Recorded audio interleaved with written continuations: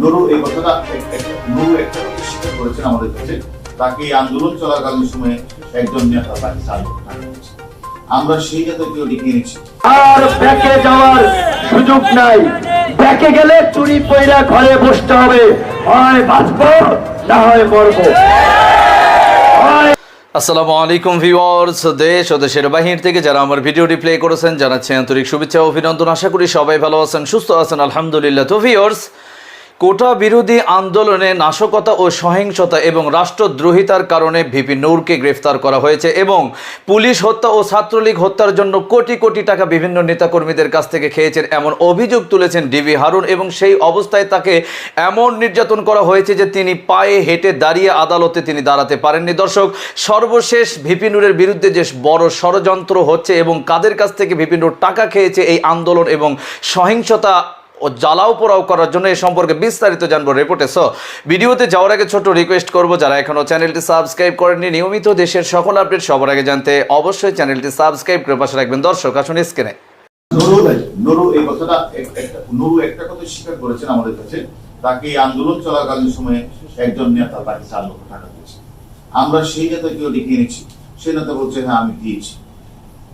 এখন বাকিটা কি জন্য দিয়েছেন এটা আমরা রহিম ওরফে বাবু, উনি 19 তারিখ তার নিজ বাসা থেকে বেরিয়ে যাবেন হলো কেরানীগঞ্জের হাসনাবাদ এলাকা ইস্টার্ন হাউজিং এর এখানে যাবে তার একটা কাজের জন্য। হাসনাবাদ যাওয়ার পথে সে ওই কেরানীগঞ্জ রাস্তাটা হচ্ছে শরীর আকড়া দিয়ে যাবে। শরীর আকড়া দিয়ে যাওয়া উনি যখন সেখানে গিয়ে দেখলেন জামাত বিএনপির সদস্যরা সেখানে তারা হইচই করছে, দৌড়াদৌড়ি করছে, তখন উনি তাড়াহুড়া করে উনি ধনিয়া কলেজের পাশে যাওয়ার একটা চেষ্টা করেছিলেন। তখন এই জামাত বিএনপি সদস্যরা তাকে ধরেছেন, ধরে তাকে প্রথম পিটালেন। তার কাছ থেকে তার একটা মানে পকেটের পাশে একটা ইয়ে ছিল, ওয়াইনসন মেডারি ইউএসএ একটা রিভলভার ছিল। এই রিভলভারটা প্রথম নিয়ে গেলেন,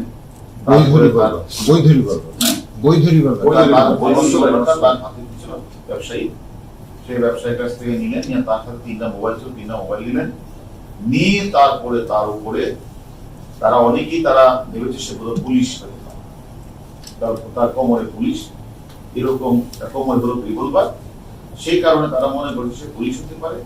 আবার কেউ কেউ বলছে সে যেহেতু রিভলভার নিয়ে আসছে সে নিশ্চয়ই আমাদেরকে মারা, এরকম ভাবে তাকে এই ধনিয়া কলেজের পাশ থেকে রাস্তায় নিয়ে তারপর বেদম পিঠে 1-1.5 কিলোমিটার তাকে টেনে নিয়ে গেলে আমরা ছবি দেখলাম।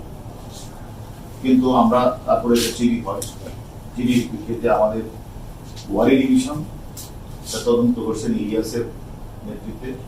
সেখানে তারা এই ঘটনার সাথে জড়িত 5 জনকে গ্রেফতার করবেন।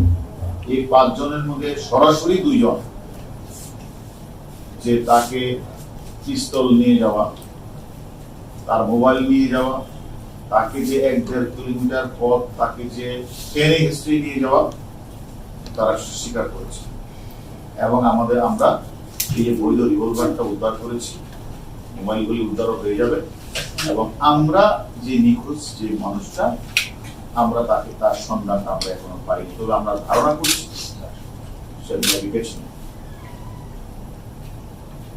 এটা একটা যে মানে আপনারা দেখেছেন যে একটা কি পরিমাণ যে একটা মানে পৈশাচিক কায়দায় যে একটা নির্যাতন, তারা কোটা বিরোধী আন্দোলন করছে, এটাকে ঘিরে জামাত বিএনপি চক্র, তারা তো কোটার লোক না, তারা ছাত্র না, তারা হঠাৎ করে এই যাত্রাবাড়ি দুনিয়া এলাকায় জারি পেয়েছে। এমনকি দেখেছেন আমাদের একজন পুলিশ সদস্যকে জ্বলিয়ে তারা হত্যা করেছে, আর একজন পুলিশ সদস্য আপনি এখানেই দেখেছেন সে তাকে চুল ছোট এটা ধরে তাকে আপনি পুলিশ বলতে নেন, এরপরে তাকে বেদম পিটিয়ে তাকে হাসপাতালে ভর্তি করেছে। আর একজন ব্যক্তি, সে একজন মানে বড় ব্যবসায়ী, সে হাসনাবাদ তার ব্যবসা প্রতিষ্ঠানে জারি, তার রিভলভার দেখে তার রিভলভারটাও নিয়ে গেলেন, আবার তাকে পিটিয়ে দেড় দুই কিলোমিটার টেনে এসে নিয়ে গেল, এটা তো আসলে মানে 71 সালে স্বাধীনতা বিরোধী চর্চা যারা ছিল তারাও এরকম ভাবে পয়সা মানুষের উপরে হামলা করে। আজকে তারা কোঠাতে ঘিরে যে ধরনের অমানবিক কাজ দেখিয়েছেন, আমরা তাদের 5 জনকে গ্রেফতার করে তারা অলরেডি স্বীকার করেছেন, আরো অনেকের নাম আমরা বলেছেন। আমরা মনে করি পুলিশকে যারা ঝুলিয়ে হত্যা করেছে তাদের অনেককে আমরা গ্রেফতার করেছি, যারা বিভিন্ন ভবনগুলিতে শুধু ভবনে আগুন লাগিয়েছে ভিডিও ফুটেজ দেখে তাদেরকে আমরা গ্রেফতার করেছি। আমরা মনে করি ঢাকা শহরের বিভিন্ন অঞ্চলগুলিতে সরকারি বেসরকারি স্থাপনায় পুলিশ সদস্যদের উপরে হামলা এবং আমাদের পুলিশের স্থাপনায় যারা এই ধরনের বর্বরচিত হামলা করেছেন, আমরা মনে করি বাংলাদেশের কোথাও আপনারা লুকিয়ে পাঠাবেন। আমাদের আইন শৃঙ্খলা বাহিনী তাদেরকে অবশ্যই মামলা রুজু করেছে, তাদেরকে আইনের আওতায় এনে আমরা বিচারের মুখোমুখি করব। আজকে যে কথাগুলি আসছে, মৃত্যু মারা গেছে, এরাই তো এই হত্যাকাণ্ডটি ঘটিয়েছে।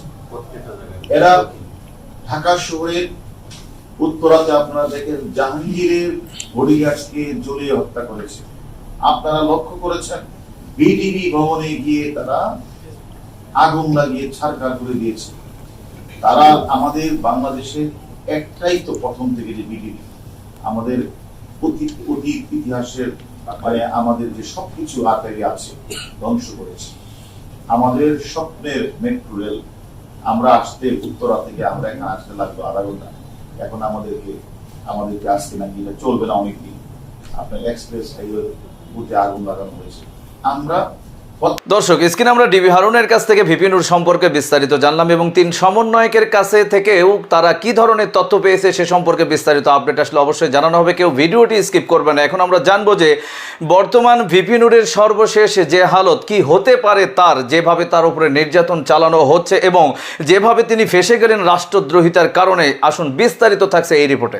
আর ব্যাকে যাওয়ার সুযোগ নাই, ব্যাকে গেলে চুরি পয়রা ঘরে বসতে হবে, হয় বাঁচবো না হয় মরবো, হয় লাশ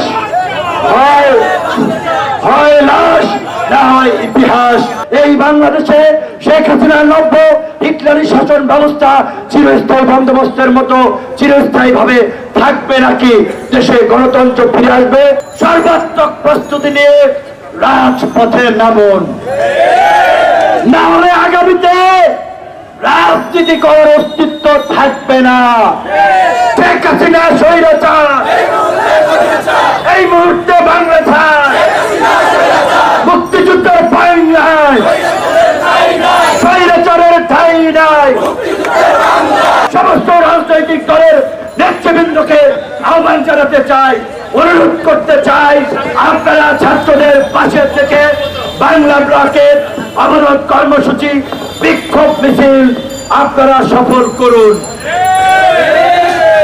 আপনারা যদি কেউ ভেবে থাকে সেটা ছাত্রদের আন্দোলন, ছাত্ররা করুক, বোকা না, তাহলে গাদার স্বর্গে বাস করছেন। এই রকমের ছাত্র বিপ্লব এবং বিদ্রোহ যদি ছাত্রলীগ যুবলীগের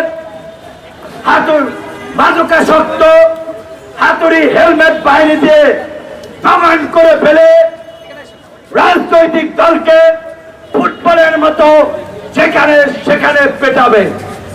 ছাত্রদেরকে দেখেছেন ঢাকা বিশ্ববিদ্যালয়ে ঢুকে মারধর করেছে, জাহাঙ্গীরনগরে দেখেছেন শিক্ষকদেরকে গুলি করেছে, হাজার হাজার ছাত্রী রাজপথে নেমেছে। ওই নব্য পাকিস্তানের প্রেতাত্মা শেখ হাসিনার হিটলার বাহিনীর সদস্যরা, রড বাহিনী হাতুড়ি হেলমেট লীগের সদস্যরা নারীদেরকে লাঞ্ছিত করেছে, কাপড় টেনে ছিঁড়েছে, অত্যাচার করেছে।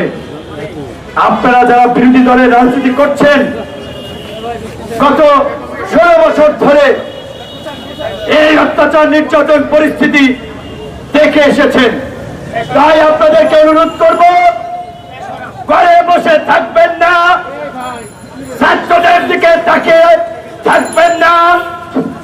এই আন্দোলন এখন ছাত্র জনতার আন্দোলনে পরিণত হয়েছে। ছাত্র শ্রমিক জনতাকে সাথে নিয়েই আমাদেরকে কোটা সংস্কারের পাশাপাশি রাষ্ট্র সংস্কারের দাবিতে ঢাকা থেকে সারা বাংলাদেশের রাজপথে নামতে হবে। ছাত্র শ্রমিক জনতা করে তোলো একতা। আমি নই তুমি নই, আমি নই তুমি নই, রাজাকার রাজাকার। কে বলেছে কে বলেছে সে বলে আমি নই তুমি নই, রাজাকার রাজাকার। কে বলেছে রাজাকার, কে বলেছে রাজাকার? শেখ হাসিনা স্বৈরাচার, এই মুহূর্তে বাংলা ছাড়। মুক্তিযুদ্ধের বাংলায় স্বৈরাচারের ঠাঁই নাই। মুক্তিযুদ্ধের বাংলায় স্বৈরাচারের ঠাঁই নাই। শেখ হাসিনা স্বৈরাচার, এই মুহূর্তে গদি ছাড়। শেখ হাসিনা স্বৈরাচার, এই জেগেছে রে জেগেছে, এই ছাত্র সমাজ জেগেছে, এই যুব সমাজ জেগেছে, এই শ্রমিক সমাজ জেগেছে, এই ছাত্র শ্রমিক জনতা করে তোলো একতা। লড়াই লড়াই লড়াই চাই, বাঁচতে হলে লড়তে হবে, এই লড়াইয়ে জিততে হবে, বাঁচতে হলে লড়তে হবে। দর্শক, স্ক্রিনে আমরা সে সম্পর্কে বিস্তারিত জানলাম। সো আজকের ভিডিও এই পর্যন্তই। ভালো লাগলে লাইক এন্ড কমেন্ট করবেন এবং দেশের সকল আপডেট সবার আগে জানতে অবশ্যই চ্যানেলটি সাবস্ক্রাইব করে পাশে রাখবেন। দেখা হবে পরবর্তী ভিডিওতে ইনশাআল্লাহ। আসসালামু আলাইকুম ওয়া রাহমাতুল্লাহ।